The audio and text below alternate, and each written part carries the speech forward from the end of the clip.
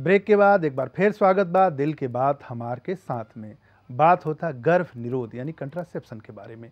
Break पर जाए से पहले हमने की बात करनी है जा बैरियर मेथड यानी कंडोम के इस्तेमाल कैसे कल जाओ, कंडोम के का लाभ बा, कौना तरह के कंडोम के इस्तेमाल करे के चाहिए। साथ ही कुछ केमिकल मेथड पर बात भइल, आई आगे बात कल जाए।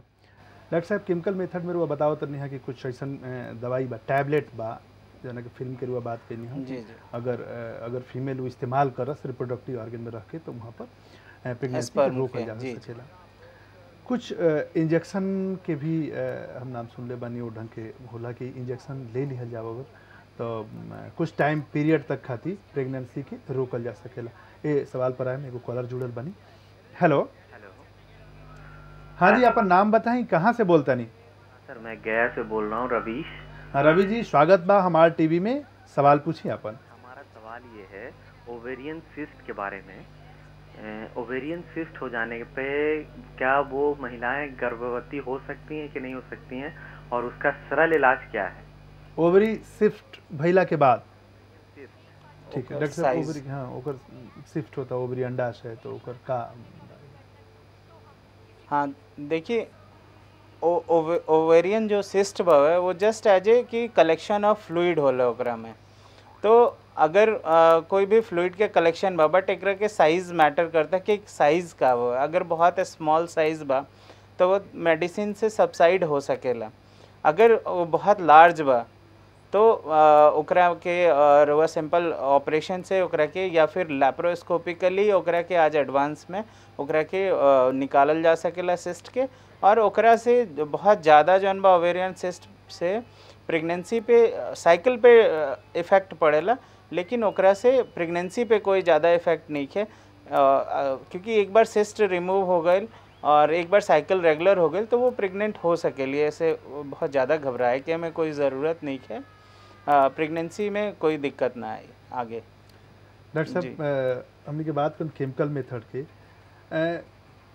फीमेल खाती हो गई केमिकल मेथड, मेल कंडोम अगर यूज करता, अगर केहू डेली टैबलेट या कंडोम यूज ना करे के चाहत होगा कि शॉर्ट पीरियड खाती 2 महीना खाती हम कुछ ऐसा इंजेक्शन ले ली जौना से प्रेगनेंसी ना होके इंटरकोर्स के बाद का जी देखिए, इंजेक्शन भी मार्केट में अवेलेबल बा, और वह इंजेक्शन में जैसे डिपोट प्रोवेरा 3 मंथ खातिर आला कि एक बार इंजेक्शन रवा ले लेनी तो वो 3 मंथ के साइकिल के मतलब प्रेगनेंसी के वो रोकी।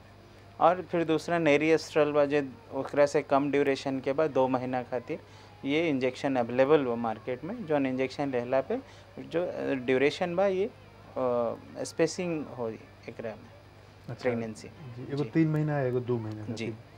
टैबलेट कौन सी बा? पिल्स के जो कंट्रासेप्टिव पिल्स की बात करेंगे। जी पिल्स जौन बा वो रेगुलर इनटेक करे के पड़ला। एक्चुअली ओकर जौन पैकेट होला पिल्स के बारे में हम विस्तार से बात करेंगे। कॉलर बने। हेलो हेलो, हाँ जी, स्वागत बा और हमारे टीवी में। अपन नाम बताई, कहाँ से बोलता नहीं?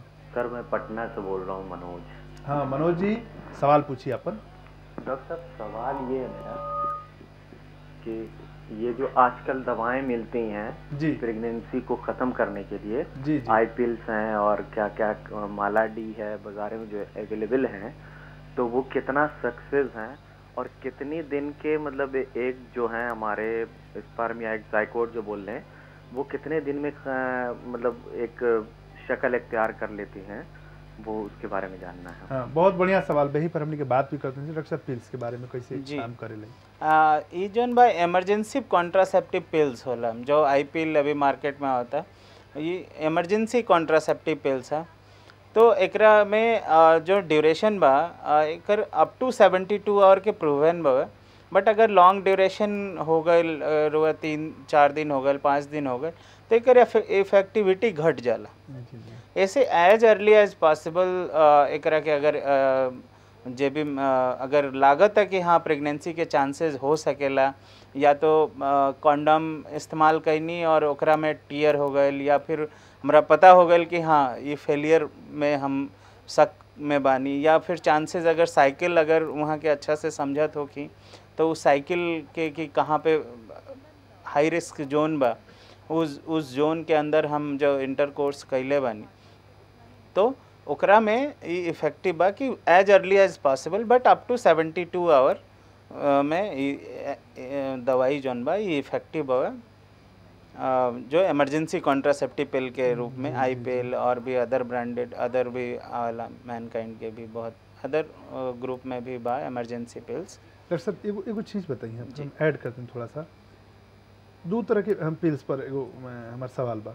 एगो मान ली कि केहू के इंटरकोर्स करे के बा, ठीक बा, और प्रेग्नेंट नहीं के होकल चाहत, तो ये जो पिल्स बा ओकरा कितना घंटा पहले कब लेवे के चाहिए इंटरकोर्स के पहले? देखिए जनरली कि अननेसेसरी रहुआ मतलब लास्ट रिजॉर्ट में कहे जाए कि पहले ही रहुआ जानता नहीं कि हाँ ठीक बा, अगर हमरा नहीं चाहत बच्चा तो हम अदर मेथड इस्तेमाल करें, क्योंकि ड्रग अगर लेके और फिर रुआ अगर इस्तेमाल करते हैं इस्तेमाल करते नहीं कोनो पिल्स रुआ खाई जी लेनी दवा लेनी टैबलेट कितना देर तक इफेक्टिव रहेला?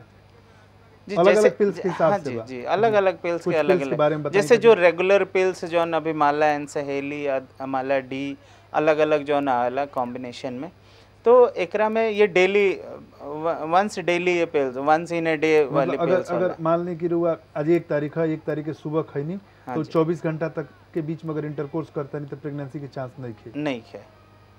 हाँ जी पिल्स के जैसे पिल्स जो रेगुलर पिल्स जैसे इस्तेमाल करेला लोग ओरल पिल्स जकरा के कहल जाला, तो वो daily pills daily once a day, हाँ वंस ए डे, तो ओकरा में जौन बात 30 डेज के पैक होला ओकरा में 21 डेज के वो पिल्स में मतलब एस्ट्रोजन और प्रोजेस्टेरोन या फिर प्रोजेस्टेरोन एलोन भी आवेला ओरल पिल्स। हम सर पिल्स पर ओकरा में एस्ट्रोजन प्रोजेस्टेरोन केमिकल ओकरा हार्मोन्स पर वापस है एगो कॉलर जुड़ल बानी।